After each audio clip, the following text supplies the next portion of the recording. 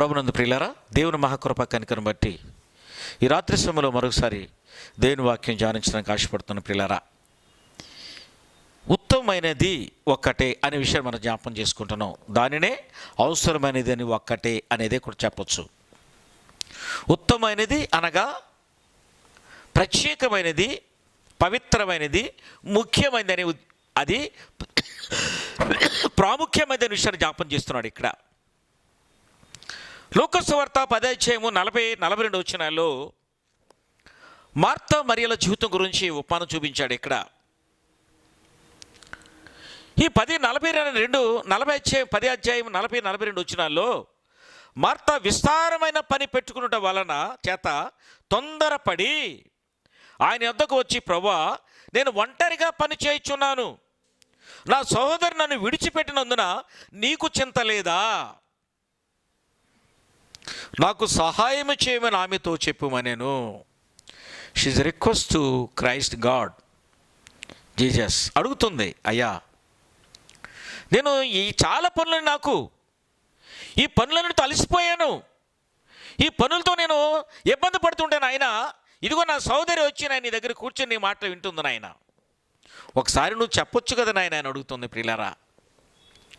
కానీ ప్రభు అంటున్నాడు, అందుకు ప్రభు అంటున్నాడు, మార్తా మార్తా, నీవు అనేకమైన పనులను గురించి విచారము కలిగి తొందరపడుచున్నావే, కానీ అవసరమైనది ఒక్కటే. అదేంటండి? అది ఉత్తమైంది, అవసరమైంది కూడా ఒకటే. మరియా ఉత్తమైన దానిని ఏర్పరచుకొనేను. ఏంటండి అది? ఉత్తమైంది ఏర్పరచుకుంది. ఆ ఉత్తమైంది ఏంటండి?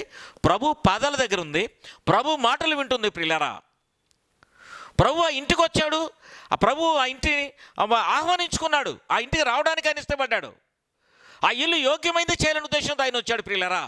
ఒకవేళ ప్రభు మన ఇంటికి రావాలనుకుంటే మనం ఆహ్వానించగలిగారం ఉన్నామా? ఆలోచించేద్దాం ప్రియులారా. జక్కయ్య ఇంటికి రాలేని వాడు అయిపోయాడు, భయంకరమైన వ్యాపారం చేసేవాడుగా ఉన్నాడు, సుంకపు కొత్తదారుడు, వడ్డీ వ్యాపారం చేశాడు, విపరీతమైన ఆస్తి సంపాదించాడు, కానీ శాంతి లేదు ఆయనకి. కానీ ఎక్కడ శాంతి కలిగింది అనుకున్నాడు? ఇన్ని కలిగిన నా ఇంట్లోనూ సుఖం లేదు, సంతోషం లేదు. ప్రభు నా ఇంటికి వస్తే, ప్రభు నా హృదయంలోకి వస్తే నాకు సుఖము, శాంతి అనే విషయాన్ని జ్ఞాపకం చేసుకుంటూ, ప్రభువుని గురించి ఆలోచన చేస్తూ, ప్రభు దారిని ఎక్కడ వస్తాడని చెప్పి ప్రయత్నం చేస్తూ ఆ దారిలో మేడి చెట్టు ఎక్కి ఆయన చూస్తున్నాడు ప్రియులరా. కొన్ని వేల మంది ప్రయాణం చేస్తుంటే ప్రభు వారందరూ విడిచి జక్కని చూసి, జక్కయా త్వరగా దిగుము, నేడు నీ ఇంటికి రక్షణ వచ్చి ఉన్నది, రా, నేను ఇంటికి వస్తానని చెప్పి పిలిచాడు ప్రియులరా. మరి అనేక మంది అనుకున్నారు ప్రభువుని వెంబడించాలనుకో, శాస్త్రులు, పరిచయాలు, చూడండి ముఖ్యమైన వ్యక్తులు, వీళ్ళందరూ కూడా ఇదేంట్రా, ఆ వ్యాపారం చేసుకున్న వాడికి, ఆ వడ్డీ వ్యాపారం చేసుకున్న వాడితో వాడిని ఎక్కడో చెట్టు మీద కూర్చొని వాడిని పిలిచాడే, మనం ఇంత ప్రయాణం చేస్తుంటే మా ఇంటికి వస్తానన్న మాట చెప్పలేదని అడుగుతున్నారు ప్రియులారా. వాళ్ళ మనసులు అలా ఉన్న జ్ఞాపం చేస్తున్నాడు. ఇక్కడ మరియా మార్తా జీవితాలు కూడా అలా ఉన్నాయి. మరియా ఏం చేసిందండి? అవసరమైందని ఎతికింది. ప్రభు దగ్గర ఉన్నాడు కాబట్టి ప్రభువును గుర్తించాలి, ప్రభు ఉద్దేశం తెలుసుకోవాలి, ప్రభు మాటలు అనుసరించాలి విషయాన్ని జ్ఞాపకం చేసుకుంది. ప్రభు వెళ్ళిపోతే ఉన్న పనులను చేసుకోవచ్చు అనుకుందామే. కానీ ఏమంటుంది మార్తా? ప్రభు ఉండగానే ఇవన్నీ చూస్తుంది, ఇవన్నీ లోకం వాటి గురించి ఆలోచిస్తుంది ప్రియులరా. కనుక ప్రభుని విడిచి నువ్వు లోకాన్ని వెళ్ళినట్లయితే, లోకంలో లోక సమస్తాన్ని ఆలోచించినట్లయితే రేపు నువ్వు తీర్పులో నిలబడగలవా? ఆయన రాజ్యానికి వారసుని ఉండగల విషయాన్ని జ్ఞాపకం చేస్తున్నాడు ప్రియులరా.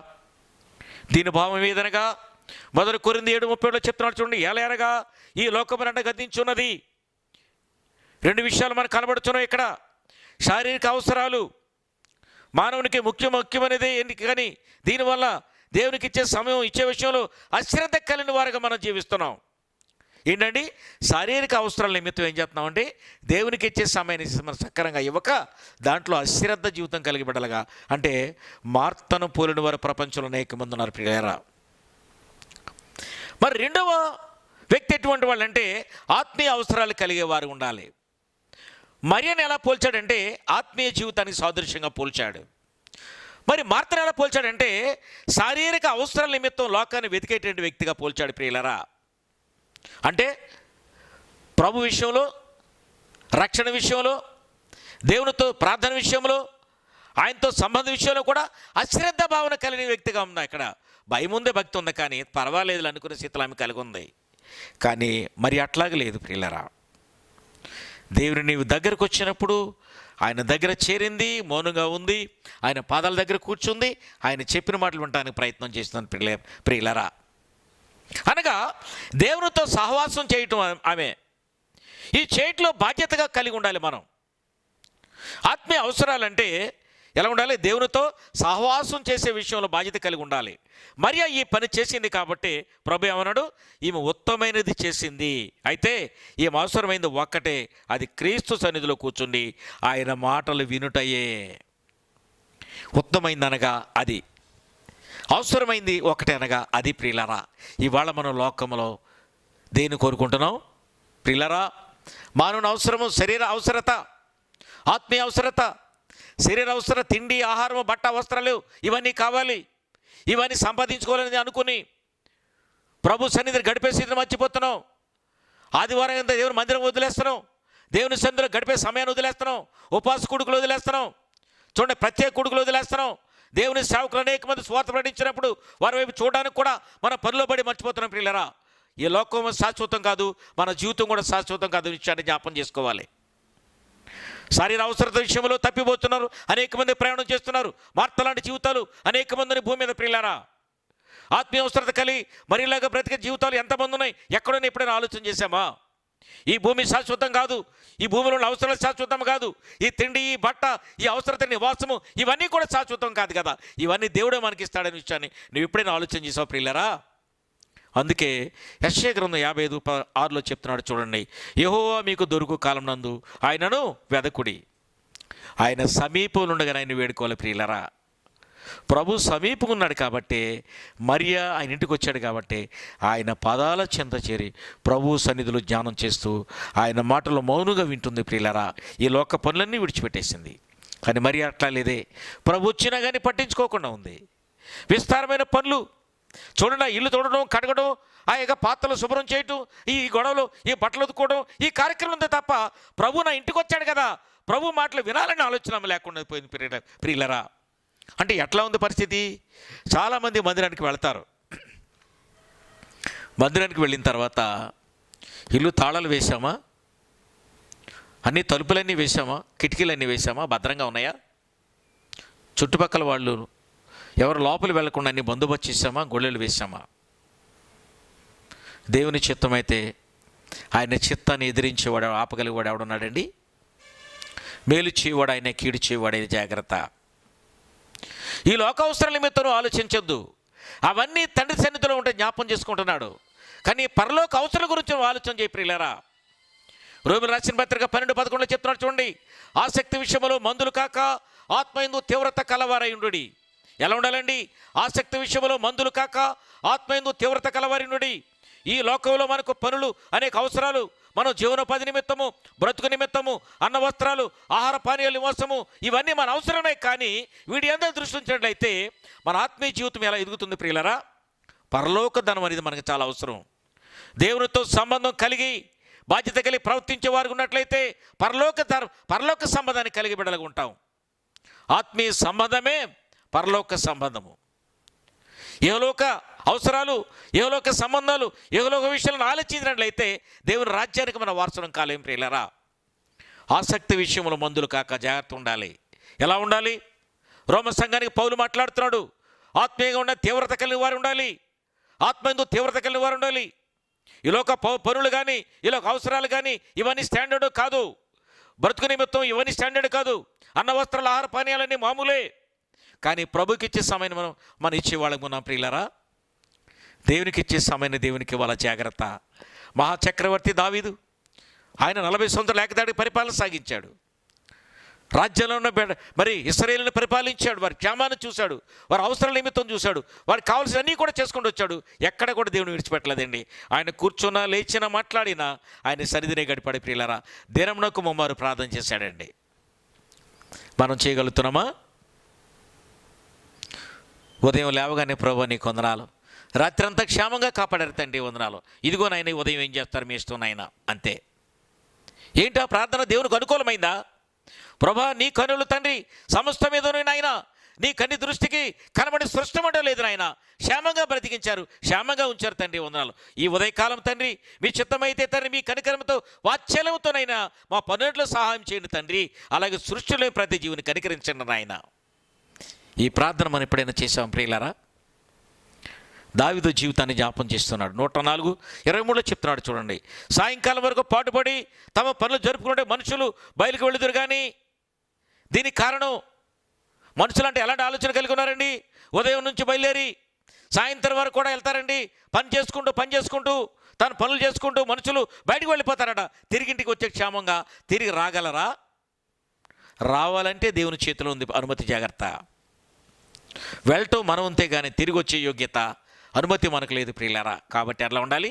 వెళ్ళేటప్పుడు కానీ వచ్చేటప్పుడు కానీ ప్రభుని విడిచిపెట్టక వెళ్ళలేదు. ఏ పని చేసినప్పుడు దేవుని గుర్తించుకొని దేవుని సన్నిధిలో ప్రార్థించే బిడ్డలుగా ఉండాలి ప్రియులారా. ఆదికాండం 3:19 చెప్తున్నాడు, నీవు నేలను తిరిగి చేరు పర్యంతము నీ ముఖపు చెమట కార్చి ఆహారం తింటావు, నువ్వు జాగ్రత్త. దేవుడిచ్చినట్టే కాదు, రాజ్యాంగమే, దేవుడిచ్చిన శాస్త్రమే విషయాన్ని జ్ఞాపం చేస్తున్నాడు. ఆదాము చేసే పొరపాటును బట్టి చూడండి, ఆజ్ఞాతిక్రమించడం వలన శ్రమ పడవలసింది. ఆయన చెమట భూమి మీద పడాలి, కష్టపడాలి, సేద్యం చేసేయాలి. ఆ భూమి అతనికి పంట ఇస్తుందనే విషయాన్ని ఇక్కడ విపులంగా మాట్లాడుతున్నాడు ప్రియులారా. ఎలా అనగా నేల నుండి నువ్వు తీయబడవు కాబట్టి నీవు మొన్నే గనక తిరిగి మొన్నే లోకం నువ్వు నేలలోకి వెళ్ళిపోతావు, నేలలో నువ్వు కలిసిపోతావు, జాగ్రత్త అని చెప్పాడు ప్రియులారా. ఎవరితో చెప్పాడు ఈ మాటలండి? ఆదాముతో చెప్పాడు ఈ మాటలో. మరి మనకి అది ఆ స్థితి లేదా? ఆదాము నుంచి వచ్చిన వంశము కాబట్టి, అదే జనాంగం కాబట్టి ఆదాముకి ఇచ్చిన శాసనం మన మీద ప్రయాణం చేస్తున్న ప్రియులారా. ఆదాము అతిక్రమించి దేవునికి దూరస్తుడిగా మారిపోయాడు. అన్ని 100 సంవత్సరాలు బ్రతికాడు కానీ అతనిలో పశ్చాత్తాపం లేదు. దేవుని బ్రతిమలాడుకోలేదు. నా తండ్రి నన్ను మన్నించని దినదినము ప్రార్థన చేసినట్లయితే, దినదినము సాగిలిపడి ఆయనకి మరి స్తుతులు చెల్లించినట్లయితే ఆయన జాలిగల దేవుడు అనే విషయాన్ని మరి ఆయన ఎందుకు మర్చిపోయాడు ప్రియులారా. ఇవాళ మనం ఎట్లా ఉన్నాం? యాకోబు రాసిన పత్రిక 1:21-22 చెప్తున్నాడు చూడండి. అందుచేత సమస్తమైన కల్మషమును విర్రవీగుచున్న దుష్టత్వమును మాని లోపట నాడబడి మీ ఆత్మను రక్షించుకొనుటకు శక్తిగల వాక్యమును సాత్వికముతో అంగీకరించుడి. ఎలా ఉండాలండి? మనం సమస్తమైన కల్మషాన్ని విడిచిపెట్టాలి. వీగుచున్న మనస్తత్వాన్ని వదిలేయాలి. లోపల నాటబడి మీ ఆత్మను రక్షించుకొనుటకు శక్తిగల వాక్యమును ఎలా ఉండాలండి? సాత్వికముతో ఎలా ఉండాలి? అంగీకరించే బిడలుగా మనం ఉండాలి ప్రియులరా. మీరు వినువారు మాత్రమే ఉండక మిమ్మల్ని మీరు మోసపరచుకోకుండా వాక్య ప్రకారం ప్రవర్తించే వారు ఉండాలి ప్రియులరా. వాక్యం వింటున్నాం కానీ వాక్య ప్రకారం ప్రవర్తించే బిడ్డలుగా మనం ఉండాలి. అందుకే సామెతలు 3:5 చెప్తున్నాడు చూడండి. నీ స్వబుద్ధిని ఆధారం చేసుకొనక నీ పూర్ణ హృదయముతోనూ యెహోవా యందు నమ్మిక ఉంచుము. ఇవాళ మానవుడు ఏ బుద్ధి మీద ఉన్నాడండి? స్వబుద్ధి అంటే సొంత బుద్ధి, సొంత ఆలోచనతో ప్రయాణం చేస్తున్నాడు. నీ బుద్ధి కానీ నీ జ్ఞానం కానీ పనిచేయదు ప్రియులరా. నిరీక్షణతో దేవుని వైపు నీ ఆలోచన అన్ని ముందు మీద పెట్టు. నీ భారాన్ని, నీ ఉద్దేశాన్ని ఆయన సన్నిధిలో విజ్ఞాపన చేసినట్లయితే ఆయన తగిన సమయంలో నీకు సహాయం చేసే దేవుడి విషయాన్ని జ్ఞాపం చేస్తున్నాడు ప్రియులరా.